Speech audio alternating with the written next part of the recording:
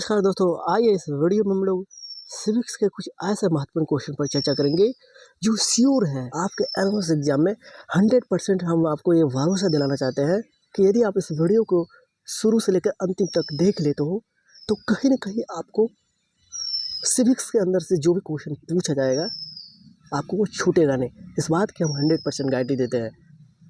और पिछले वीडियो के अंदर में एक हमारे प्रिय स्टूडेंट ने कमेंट किया था कि सर जी, एक एकात्मक शासन व्यवस्था में एकल नागरिकता न होना चाहिए। जी हाँ, हमने पिछली वीडियो में थोड़ा मिस्टेक किए हुए थे। एक एकात्मक शासन व्यवस्था में एकल नागरिकता होती है। एक एकात्मक शासन व्यवस्था का मतलब क्या हुआ? एक एकात्मक शासन व्यवस्था का मतलब ये हुआ कि सारा पावर सेंट्रल गवर्नमेंट के पास, सारे पॉलिटिकल पावर, सारी राजनीतिक शक्तियाँ सेंट्रल गवर्नमेंट के पास चली जाती है। वहाँ पे राज्य के पास उतनी विशेष पावर नहीं दिया जाता है। तो जब सारे पावर सेंट्रल गवर्नमेंट के पास है, यानी कि केंद्र में है, तो नागरिकता भी एक ही होना चाहिए।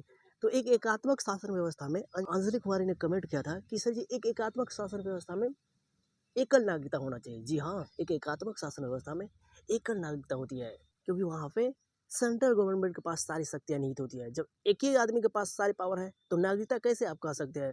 दोहरी नागरिकता या स्वतंत्र न्यायपालिका। स्वतंत्र न्यायपालिका कह सकते हैं, लेकिन पहले आ गया स्वतंत्र न्यायपालिका तो होता ही है, लेकिन पहले ऑप्शन क्या आ गया? पहले ऑप्शन आ गया एकल नागरिकता। तो कहीं ना कहीं उस प्रश्न का ऑप्शन नंबर क्या हो जाना चाहिए? ए ही होना चाहिए। अंजलि नाम की लड़की ने एक कमेंट किया था और इस कमेंट के लिए हम तहे दिल से आपको धन्यवाद देना चाहते हैं।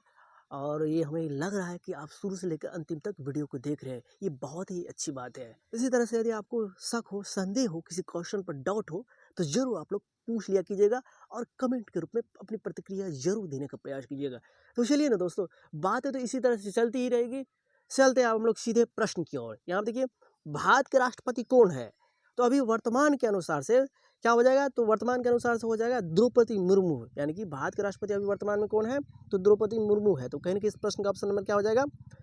डी नंबर ऑप्शन सही हो जाएगा। भारतीय संविधान में कितनी अनुसूचियां हैं? तो अभी वर्तमान के अनुसार से चलिएगा तो भारतीय संविधान में 12 अनुसूचियां हैं। जबकि कहेगा कि मूल संविधान में कितने अनुसूची थी? मूल संविधान का मतलब क्या हुआ? जिस समय ये हमारा संविधान बन रहा था तब कितनी थी? तो 8 थी। मूल संविधान में कितनी अनुसूची थी? तो 8 थी। इस तरह से आप लोग ख्याल रखिएगा। अगला क्वेश्चन देखिए, निम्नलिखित में कौन सी भाषा भारतीय संविधान की 8वीं अनुसूची में नहीं है? तो वो नहीं है भोजपुरी। भोजपुरी को 8वीं अनुसूची के अंदर में नहीं डाला गया है। तो कहीं ना कहीं इस प्रश्न का ऑप्शन नंबर क्या हो जाएगा? सी नंबर ऑप्शन सही हो जाएगा। और यहाँ पे स्क्रीनशॉट देख लीजिए कि कौन कौन सी भाषाएं 8वीं अनुसूची के अंतर्गत पड़ता है, इसको याद कर लीजिएगा। भारतीय संविधान कब लागू हुआ? तो हमारे संविधान 26 जनवरी 1950 ईस्वी को लागू हुआ है, इसीलिए ना हम लोग उस दिन गणतंत्र दिवस मनाते हैं। तो कहीं ना कहीं इस प्रश्न का ऑप्शन नंबर क्या हो जाएगा? बी नंबर ऑप्शन सही हो जाएगा। और हम ये आशा कर सकते हैं कि आपको पिछली वीडियो बहुत ही अच्छी लगी होगी। इसी तरीके से आप लोग कमेंट और प्यार बनाए रहिएगा इस चैनल के ऊपर। भारतीय संविधान बनाने में कितना समय लगा? तो 2 वर्ष 11 माह 18 दिन का समय लगा था। देखिए यहाँ पे, तो कहीं ना कहीं इस प्रश्न का ऑप्शन नंबर क्या हो जाएगा? ए नंबर ऑप्शन सही हो जाएगा। अगला प्रश्न देखिए, भारतीय संविधान का कौन सा अनुच्छेद अस्पृश्यता के आचरण को प्रतिबंधित करता है? यानी कि छुआछूत के भेदभाव को मनाही करता है। अस्पृश्यता का मतलब छुआछूत से संबंधित भेदभाव को मनाही करता है। तो ये अनुच्छेद 17 हो जाएगा। तो कहीं इस प्रश्न का ऑप्शन नंबर क्या हो जाएगा? सी नंबर ऑप्शन सही हो जाएगा। आइए अगले नंबर प्रश्न की ओर चलते हैं। भारत में पहली पंचवर्षीय योजना प्रारंभ हुई थी तो 1951 ईस्वी में हुई थी। तो कहीं इस प्रश्न का ऑप्शन नंबर क्या हो जाएगा? डी नंबर ऑप्शन सही हो जाएगा। रिजर्व बैंक ऑफ इंडिया हो, चाहे स्टेट बैंक ऑफ इंडिया हो, चाहे बैंक ऑफ इंडिया हो, चाहे सेंट्रल बैंक ऑफ इंडिया हो, ये सारे का मुख्यालय कहीं ना कहीं आपको मुंबई में ही पड़ता है। तो चाहे रिजर्व बैंक के बारे में पूछे, चाहे स्टेट बैंक ऑफ इंडिया के बारे में, चाहे बैंक ऑफ इंडिया के बारे में, चाहे सेंट्रल बैंक ऑफ इंडिया के बारे में इसका मुख्यालय पूछे, तो इन सभी का जवाब क्या हो जाएगा? मुंबई। तो कहीं ना कहीं इस प्रश्न का ऑप्शन नंबर क्या हो जाएगा? बी नंबर ऑप्शन सही हो जाएगा। सारे प्रश्न को देखते जाइए और उसको रिविजन कीजिएगा। हाँ, देखिए, एनएमएस एग्जाम में या किसी भी एग्जाम में फेल्यूर होने का मुख्य कारण क्या है? आप सभी क्या करते हैं? कभी इस चैनल पर जाते हैं, कभी उस चैनल पर जाते हैं। ऐसे में क्या होता है? आपका समय बर्बाद हो जाता है, लेकिन आपकी तैयारी उतनी बढ़िया तरीका से नहीं हो पाता है। तो इसलिए हम आपको सजेशन देना चाहेंगे कि किसी एक ही चैनल को पकड़िए और उसी चैनल के द्वारा जो आपको पढ़ाया जाता है अच्छी तरीका से, चाहे वो हमारा चैनल लगे चाहे किसी दूसरे का चैनल क्यों न लगे। अब मान के चलिए, सिविक्स के बारे में हम वीडियो ला रहे हैं, 50 को वीडियो ला रहे हैं डेली, 50 को वीडियो ला दिए, 100 को वीडियो ला दिए, ये इसका क्या मतलब हुआ? अरे भाई, एनएमएस एग्जाम की तैयारी करा रहे हो कि आईएएस की तैयारी करा रहे हो? तो जिस एग्जाम का तैयारी करा रहे हो तो उसी एग्जाम से रिलेटेड ना आप पढ़ाइएगा कि सोशल है साइंस के ऊपर 100 वीडियो ला रहे हैं, मैथ के ऊपर 100 वीडियो ला रहे हैं डेली बाय डेली। तो इस तरह के चक्कर में आपको नहीं पढ़ना है। हम आपको क्या कहने का कोशिश कर रहे हैं, आपको जो ही चैनल आपको अच्छा लगे उसी एक चैनल को पकड़िए और उसी चैनल के द्वारा जो दिया जा रहा है आपको याद कराने के लिए इधर उधर के चक्कर में ज़्यादा मत पढ़िए, नहीं तो आपका सिलेक्शन नहीं होगा। अगर आप हमारे चैनल पर नए में हैं और वीडियो पसंद आ रही हो और बात सच्ची लग रही हो तो ज़रूर आप हमारे चैनल को सब्सक्राइब करने का प्रयास कीजिएगा, अपने सारे दोस्तों के पास शेयर भी करने का प्रयास कीजिएगा और कमेंट के रूप में अपनी प्रतिक्रियाएं भी दीजिएगा वीडियो कैसा लगा। अगर अच्छा लग रहा है तो जरूर कमेंट कीजिएगा। देखिए अगला क्वेश्चन, सुरेश तेंदुलकर समिति किससे संबंधित है? तो ये है गरीबी से संबंधित। तो कहीं ना कहीं इस प्रश्न का ऑप्शन नंबर क्या हो जाएगा? ए नंबर ऑप्शन सही हो जाएगा। आइए अगले प्रश्न की ओर चलते हैं। उत्तर प्रदेश के उच्च न्यायालय के मुख्य न्यायाधीश को शपथ कौन दिलाता है? उत्तर प्रदेश के उच्च न्यायालय के मुख्य न्यायाधीश की शपथ कौन दिलाता है? तो मुख्य न्यायाधीश की शपथ दिलाता है उत्तर प्रदेश का राज्यपाल।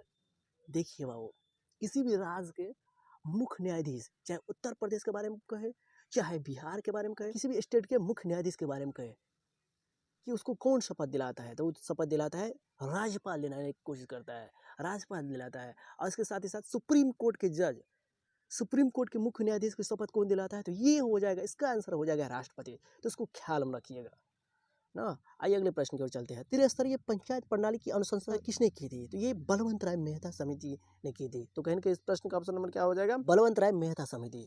देखिए बाबू, त्रिस्तरीय पंचायत समिति का मतलब क्या हुआ? ग्राम पंचायत के अंदर में, बिहार या किसी भी राज्य के अंदर में पंचायती राज का स्वरूप कैसा है? तो त्रिस्तरीय है।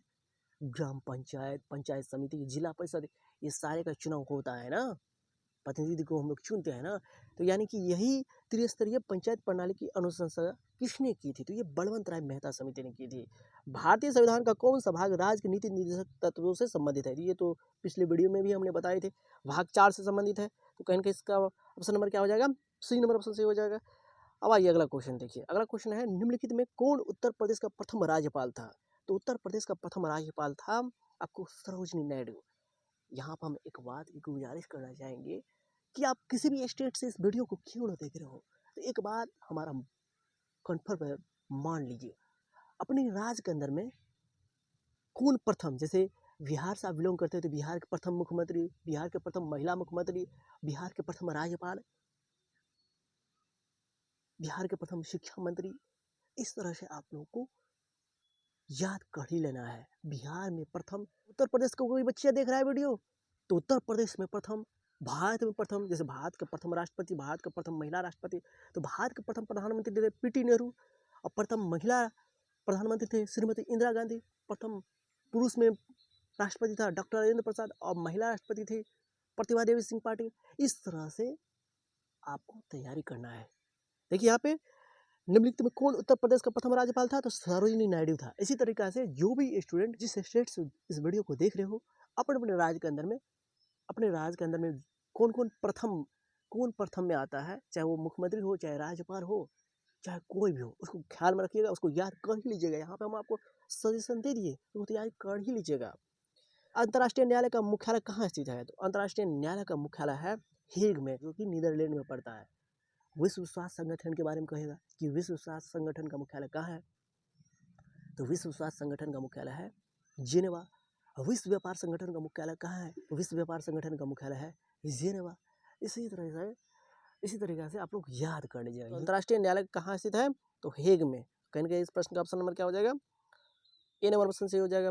पंचायती राज का सैद्धांतिक आधार है क्या? प्रत्यक्ष जनतंत्र है, लोकतांत्रिक केंद्रीकरण है? नहीं है। केंद्रीकरण का मतलब क्या? किसी एक ही व्यक्ति के पास या किसी एक ही जगह सारी पावर सीमित है? नहीं ना है।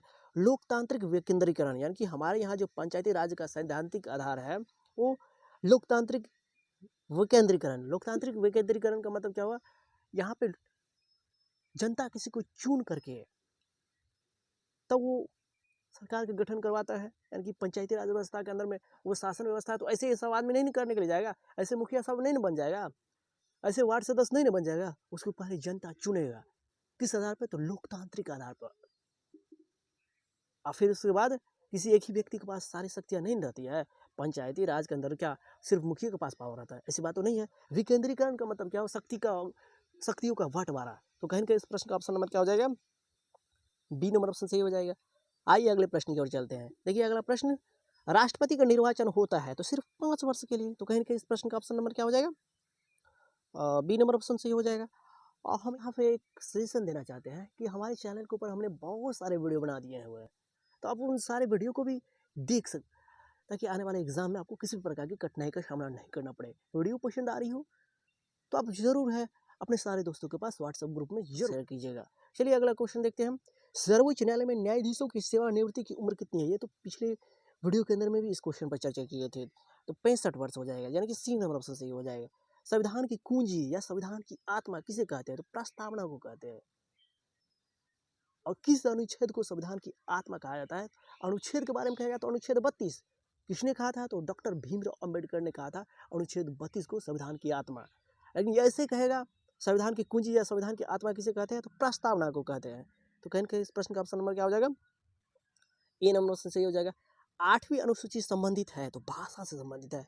8वीं अनुसूची भाषा से संबंधित है। तो कहीं कहीं इस प्रश्न का ऑप्शन नंबर क्या हो जाएगा? सी नंबर ऑप्शन सही हो जाएगा। आइए अगले नंबर प्रश्न की ओर चलते हैं। प्रथम लोकसभा अध्यक्ष कौन थे? तो प्रथम लोकसभा अध्यक्ष थे जीवी मावलंकर। तो कहीं इस प्रश्न का ऑप्शन नंबर क्या हो जाएगा? सी नंबर ऑप्शन सही हो जाए। आइए अगले प्रश्न की ओर चलते हैं। अनुच्छेद 360 का संबंध किस प्रावधान से है? तो वित्तीय आपातकाल से है। तो कहीं इस प्रश्न का ऑप्शन नंबर क्या हो जाएगा? सी नंबर ऑप्शन सही हो जाएगा। यानी कि अनुच्छेद 360 का संबंध किससे है? तो वित्तीय आपातकाल से है। संवैधानिक उपचारों का अधिकार किस अनुच्छेद के अंतर्गत है? तो ये होता है अनुच्छेद 32, यानी कि संवैधानिक उपचारों का अधिकार अनुच्छेद 32 से संबंधित है। बहुत सारे वीडियो के अंदर में मौलिक अधिकार से संबंधित सारे क्वेश्चन को हमने बताए हुए हैं, तो जरूर है प्लेलिस्ट में जाकर के उन सारे वीडियो को देखने का प्रयास कीजिएगा। और अंजलि कुमारी की तरह ही आप लोग कमेंट करने का प्रयास कीजिएगा। कहीं पर भी डाउट हो, संदेह हो, हमें ये बहुत अच्छा लगा। पहली बार हमारे चैनल के ऊपर कोई बच्चा ऐसा मिला जो इस तरह का बात और इस तरह का कमेंट किया, हमें बहुत ही प्रसन्नता हुई। आप जब कमियों को उजागर कीजिएगा तो हमें बहुत ही प्रसन्नता होगी, इससे हमें बहुत ही खुशी मिलेगी ना। न जाने आपके कारण कितने बच्चों का भविष्य सुधर जाएगा, इसलिए कमेंट के रूप में अपनी प्रतिक्रिया जरूर देने का प्रयास कीजिएगा। आइए अगला क्वेश्चन देखिए। भारतीय संविधान सभा की प्रारूप समिति में कितने सदस्य थे? तो ये थे 7 सदस्य। तो यहाँ पे थे 7 सदस्य। तो कहीं इस प्रश्न का ऑप्शन नंबर क्या हो जाएगा? सी नंबर ऑप्शन सही। भारतीय संविधान सभा के संवैधानिक सलाहकार कौन थे? तो बी आर अम्बेडकर थे कि बी एन राव थे कि डॉक्टर राजेंद्र प्रसाद थे? तो बी एन राव थे। तो कहीं इस प्रश्न का ऑप्शन नंबर क्या हो जाएगा? ए नंबर ऑप्शन सही हो जाएगा। निम्नलिखित में कौन सा संविधान संशोधन मौलिक कर्तव्यों से संबंधित है? तो 42वां संविधान संशोधन, जो कि 1976 ईस्वी में हुआ था। तो कहीं इस प्रश्न का ऑप्शन नंबर क्या हो जाएगा? बी नंबर ऑप्शन सही। निम्नलिखित में कौन सा शब्द भारत के संविधान की प्रस्तावना में नहीं है?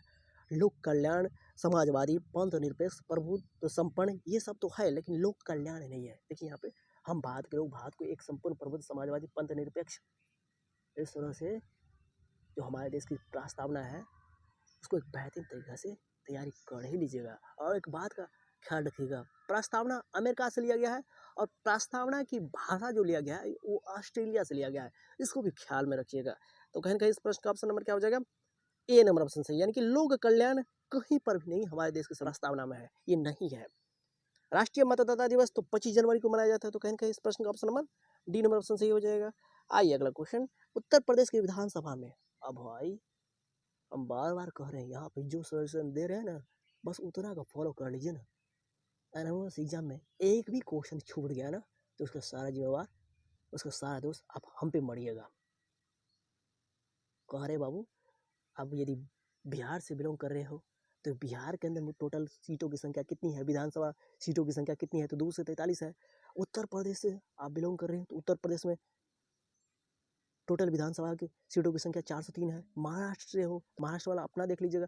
राजस्थान से हो तो राजस्थान वाला अपना देख लीजिएगा।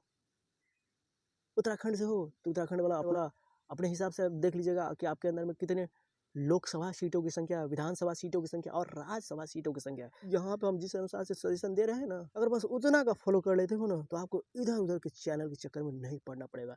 मत पड़ो किसी के चक्कर में। हम विनम्रतापूर्वक पिछले वीडियो की तरह इस वीडियो के अंदर में भी हम कह रहे हैं, कोई नहीं है इस चैनल के टक्कर में। बस आप हमारे सजेशन को मानते जाइए, जिस अनुसार से हम कह रहे हैं करते जाइए, आपको कहीं पर भी दिक्कतें नहीं आएगी। तो कहीं के इस प्रश्न का ऑप्शन नंबर क्या हो जाएगा? बी नंबर ऑप्शन सही हो जाएगा। भारत के मुख्य चुनाव आयुक्त की नियुक्ति कौन करता है? तो मुख्य चुनाव आयोग की नियुक्ति करता है राष्ट्रपति। तो कहीं ना कहीं इस प्रश्न का ऑप्शन नंबर क्या हो जाएगा? ए नंबर ऑप्शन सही हो जाएगा। बच्चों की अनिवार्य एवं निःशुल्क शिक्षा अधिनियम कब से प्रभावी हुआ? तो ये हुआ था 2010 ईस्वी से। प्रभावी का मतलब लागू कब हो गया, और पारित कब हुआ था? तो पारित तो हुआ था 4 अगस्त 2009 ईस्वी से, लेकिन ये प्रभावी कब हुआ?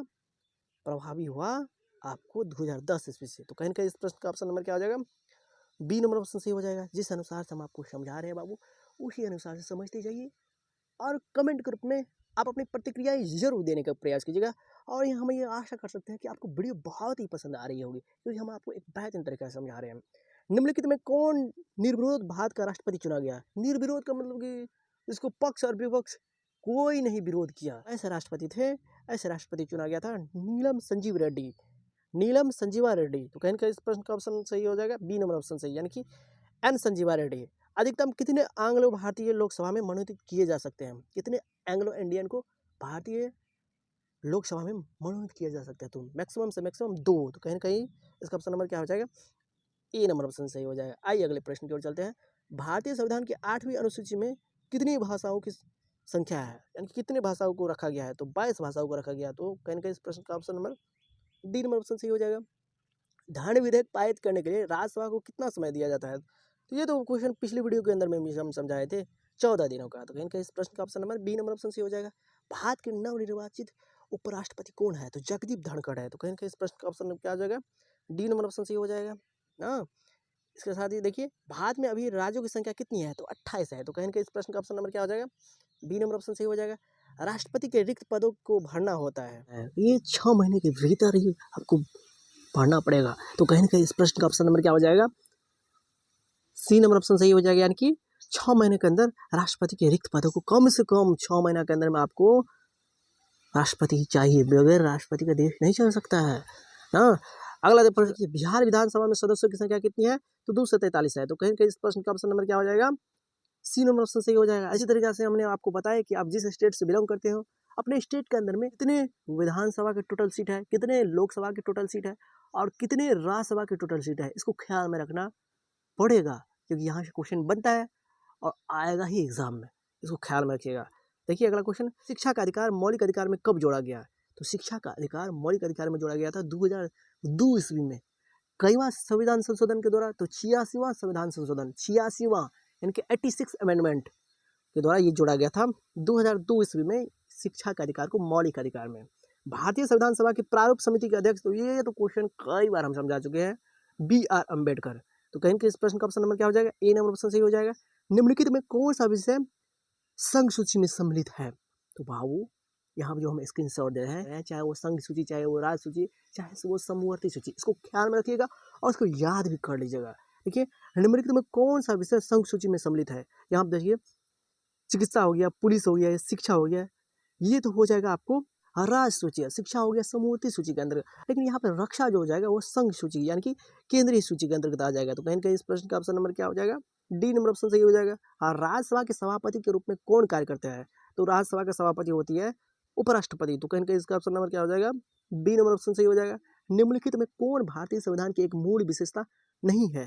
तो क्या भारतीय संविधान के अंदर राजतंत्र है, संघवाद तो है, धर्मनिरपेक्षता भी है, यहाँ पर स्वतंत्र न्यायपालिका भी है। क्या न्यायपालिका पर कोई गवर्नमेंट प्रेशर डाल सकता है? नहीं डाल सकता है। धर्मनिरपेक्षता, क्या भारत के अंदर में सभी धर्मों के लोग आपस में खुशी खुशी के साथ नहीं रह रहे थे? नहीं रह रहे हैं, रह तो रहे हैं। क्या किसी को जबरदस्ती कहता है कि आपको फल ही धर्म पालन करना है, उसी धर्म का अनुसरण कीजिए, उसी का सारा बात मानिए? नहीं ना। संघवाद, क्या हमारे देश के अंदर में पॉलिटिकल पार्टियों के बीच में सत्ता का हस्तांतरण नहीं हुआ है? सभी पॉलिटिकल पार्टियों के बीच क्या शक्तियों का बंटवारा नहीं है? है ना। लेकिन राजतंत्र तो नहीं है। तो इसका ऑप्शन नंबर क्या हो जाएगा?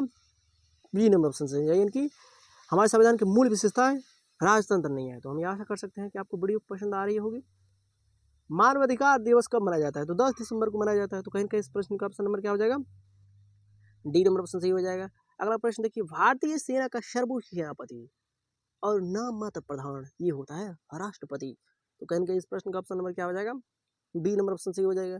आइए अगला प्रश्न देखिए, संयुक्त राष्ट्र संघ की कौन सी संस्था सार्वजनिक स्वास्थ्य के क्षेत्र में काम करती है? स्वास्थ्य के क्षेत्र में काम करती है WHO। तो कहीं इसका ऑप्शन नंबर क्या हो जाएगा? ये हो जाएगा सी नंबर ऑप्शन सही। FIR शब्द का संक्षेप है, यानी कि किसका FIR संक्षेप रूप है, तो first information report, first information report. कहीं कहीं इसका ऑप्शन नंबर क्या हो जाएगा, ए नंबर ऑप्शन सही हो जाएगा।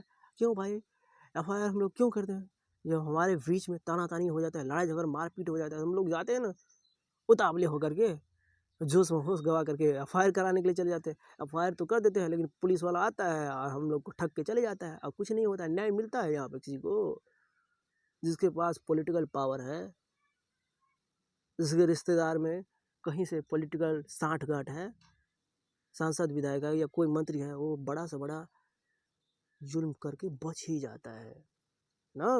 तो FIR का मतलब क्या हुआ, फर्स्ट इन्फॉर्मेशन रिपोर्ट।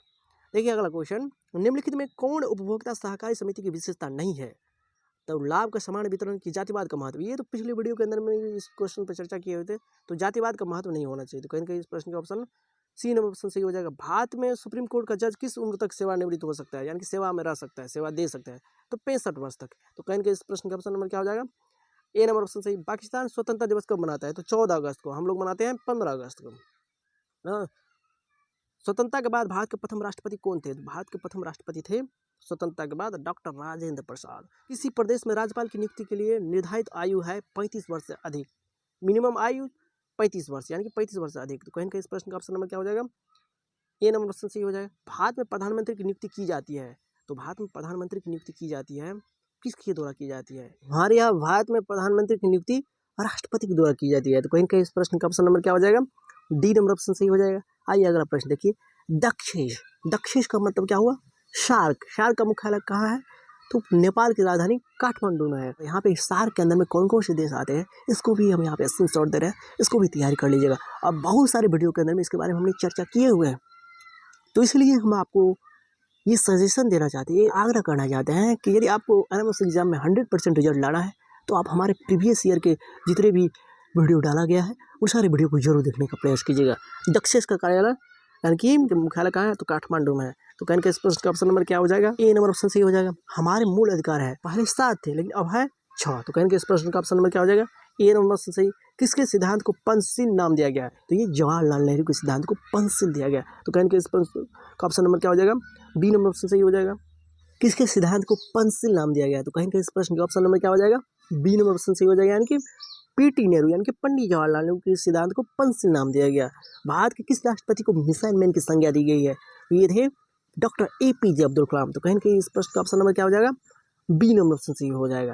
देखिए वर्तमान समय में योजना आयोग के अध्यक्ष कौन है, वर्तमान समय में योजना आयोग का अध्यक्ष है श्री नरेंद्र मोदी, क्योंकि योजना आयोग का अध्यक्ष होते हैं प्रधानमंत्री, और अभी प्रधानमंत्री कौन है, तो नरेंद्र मोदी है, श्री नरेंद्र मोदी। तो कहीं के इस प्रश्न का ऑप्शन नंबर क्या हो जाएगा, ए नंबर से सही हो जाएगा। 50 रुपए के नोटों पर किसका सिग्नेचर रहता है, तो हमारे यहाँ 50 रुपए के नोट पर भारतीय रिजर्व बैंक का सिग्नेचर रहता है। तो कहीं कहीं गवर्नर भारतीय रिजर्व बैंक का सिग्नेचर रहता है। तो कहीं के इस प्रश्न का ऑप्शन नंबर क्या हो जाएगा, ए नंबर से सही हो जाएगा। आइए अगला प्रश्न देखिए, निम्नलिखित में कौन सुमेलित नहीं है, बिक्री कर पर तो राज्य सरकार टैक्स लगाता ही है, एक्साइज ड्यूटी भी केंद्र सरकार लगाता है, चुंगी म्यूनिसिपल कॉर्पोरेशन लगाता है, लेकिन आयकर पे राज्य सरकार नहीं लगाता, ये आयकर लगाता है इनकम टैक्स केंद्र सरकार। तो कहीं कहीं इस प्रश्न का ऑप्शन नंबर क्या हो जाएगा, बी नंबर ऑप्शन सही हो जाएगा, ये सुमेलित नहीं है।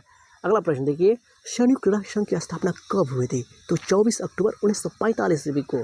तो कहीं कहीं इस प्रश्न का ऑप्शन नंबर क्या हो जाएगा, ए नंबर ऑप्शन सही हो जाएगा। आइए अगला प्रश्न देखिए, इनमें एक ग्रामीण न्यायालय है, तो इस प्रश्न का जवाब आप लोग भी कमेंट के रूप में देने की कोशिश कीजिएगा। और यहाँ पे हम आपको सजेस्ट कर रहे हैं न्याय पंचायत, यानी कि एक ग्रामीण न्यायालय होती है न्याय पंचायत। तो कहीं कहीं इस प्रश्न का ऑप्शन नंबर क्या हो जाएगा, डी नंबर ऑप्शन सही।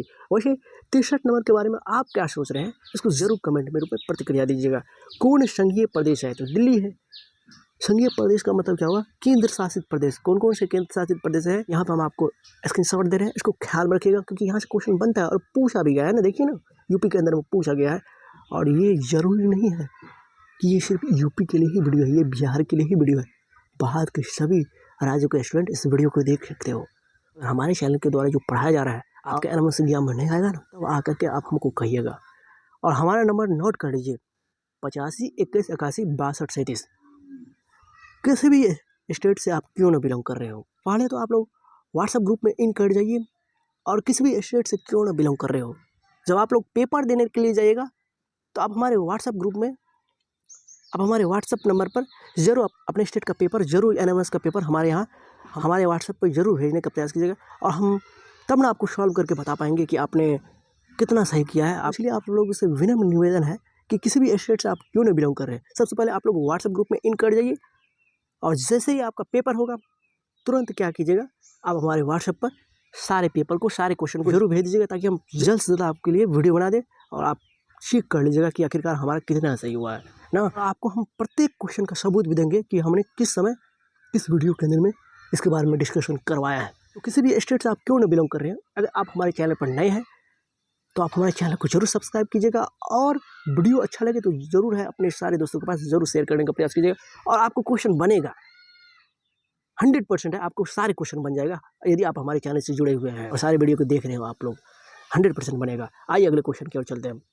देखिए, भारतीय संसद बनती है तो भारतीय संसद बनती है लोकसभा, राज्यसभा और राष्ट्रपति से। तो कहने का इस प्रश्न का ऑप्शन नंबर क्या हो जाएगा, डी नंबर ऑप्शन सही हो जाएगा।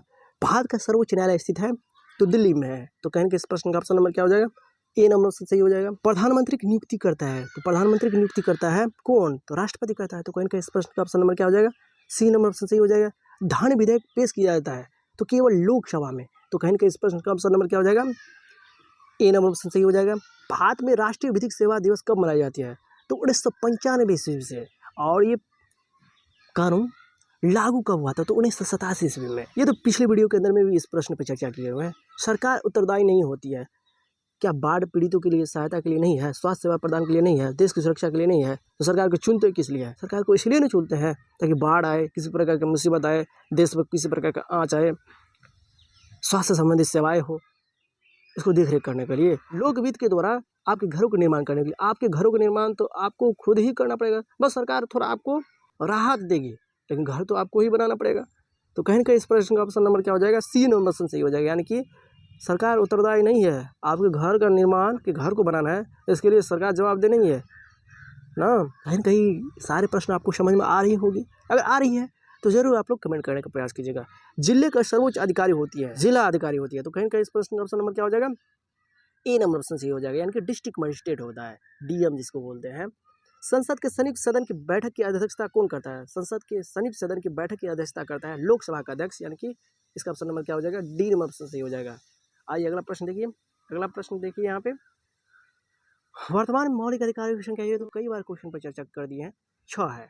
स्वतंत्र भारत के प्रथम शिक्षा मंत्री कौन थे, तो स्वतंत्र भारत के प्रथम शिक्षा मंत्री थे अब्दुल कलाम आजाद। तो कहने का इस प्रश्न का ऑप्शन नंबर क्या हो जाएगा, बी नंबर ऑप्शन सही हो जाएगा। ये तो पिछले वीडियो के अंदर में भी हमने बेहतरीन तरीका से समझाए थे। राष्ट्रीय गीत कौन है, सुजलम सुफलम मलयज शीतलम सस्य श्यामलम मातरम।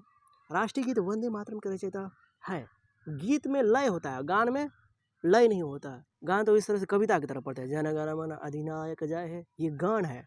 लेकिन सुजलम सुफलम मलयज शीतलम सस्य श्यामलम मातरम वंदे मातरम, इसको गीत की तरह हम लोग गाते हैं। तो राष्ट्रीय गीत के लेखक है बंकिम चंद्र चटर्जी और राष्ट्रीय गान के लेखक है रविन्द्रनाथ टैगोर। केसर ए हिंद की उपाधि त्यागी थी महात्मा गांधी ने और नाइटहुड की उपाधि त्याग दी थी रविन्द्रनाथ टैगोर ने। तो इस बात को भी आप लोग ख्याल में रखिएगा। कौन सी भाषा 8वीं अनुसूची में नहीं है, तो वही भोजपुरी होगा। तो कहने का इस प्रश्न का ऑप्शन नंबर क्या हो जाएगा, डी नंबर ऑप्शन सही हो जाएगा। सारे प्रश्न को आप लोग याद करते जाइए। भारत के किस राज्य में प्रथम महिला मुख्यमंत्री की नियुक्ति हुई है, भारत के किस राज्य में प्रथम महिला मुख्यमंत्री की नियुक्ति हुई है, तो वो थी उत्तर प्रदेश से। तो कहने का इस प्रश्न का ऑप्शन नंबर क्या हो जाएगा, ए नंबर ऑप्शन सही हो जाएगा।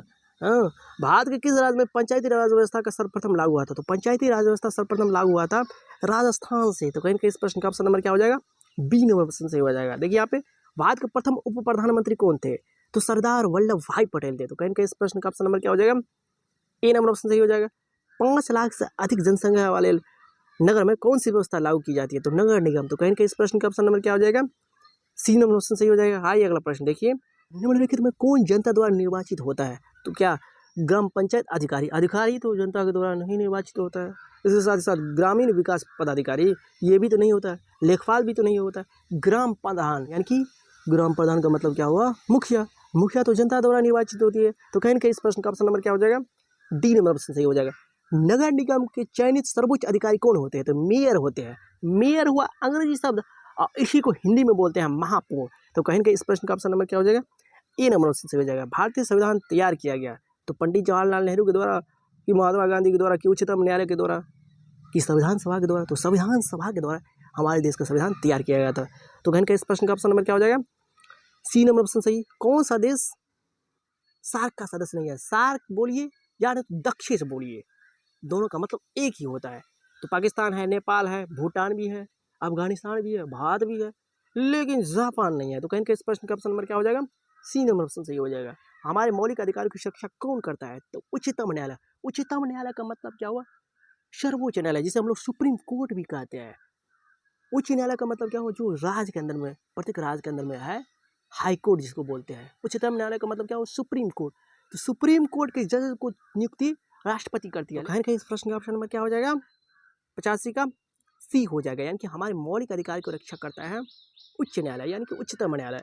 सर्वप्रथम पूर्ण साक्षर राज्य कौन है? तो पूर्ण साक्षर राज्य है केरल। तो कहीं इसका ऑप्शन नंबर क्या हो जाएगा? ए नंबर ऑप्शन सी हो जाएगा। विधानसभा की सदस्यता के लिए योग्यता है, उससे स्नातक पास होना चाहिए, भारत का नागरिक होना चाहिए, उसे किसी राज्य का निवासी होना चाहिए, उसे एक सामाजिक कार्यकर्ता होना चाहिए। बाबू, विधानसभा की सदस्यता के लिए योग्यता क्या है? एबिलिटी क्या होना चाहिए? वो भारत का नागरिक होना चाहिए, वो भारत का नागरिक होना चाहिए। तो कहीं ना कहीं इस प्रश्न का ऑप्शन नंबर क्या हो जाएगा?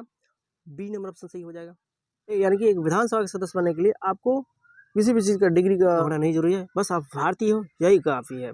उत्तर प्रदेश का उच्च न्यायालय कहाँ स्थित है? तो इलाहाबाद में। तो उत्तर प्रदेश का उच्च न्यायालय कहाँ स्थित है? तो उत्तर प्रदेश का उच्च न्यायालय इलाहाबाद में, जो कि प्रयागराज में पड़ता है, वहाँ स्थित है। तो कहीं इस प्रश्न का ऑप्शन नंबर क्या हो जाएगा? इस प्रश्न का ऑप्शन नंबर क्या हो जाएगा? आपको सी नंबर ऑप्शन सही हो जाएगा। आइए अगले प्रश्न की ओर चलते हैं। उच्च न्यायालय के न्यायाधीशों की नियुक्ति कौन करता है? हमारे यहाँ हाई कोर्ट के मुख्य न्यायाधीशों की नियुक्ति और सुप्रीम कोर्ट के मुख्य न्यायाधीशों की नियुक्ति और राज्यपाल की नियुक्ति राष्ट्रपति के द्वारा की जाती है। तो इन सारे प्रश्नों को आप लोग ख्याल में रखिएगा। इसकी नियुक्ति कौन करता है? तो राष्ट्रपति करता है। तो कहीं ना कहीं इस प्रश्न का ऑप्शन नंबर क्या हो जाएगा? ए नंबर ऑप्शन सही हो जाएगा। इसके साथ ही साथ देखिए, कितने वर्ष के लोगों को वोट देने का अधिकार है? तो 18 वर्ष के लोगों को वोट डालने का अधिकार है। भारतीय संविधान सभा के निर्माता सभा के अध्यक्ष डॉक्टर राजेंद्र प्रसाद थे। हमारे राष्ट्रीय ध्वज में हरा रंग किसका प्रतीक है? तो वृद्धि समृद्धि का प्रतीक है। तो कहीं ना कहीं इस प्रश्न का ऑप्शन नंबर क्या हो जाएगा? बी नंबर ऑप्शन सही हो जाएगा। और यहाँ पे 91 नंबर का बी नंबर हो जाएगा।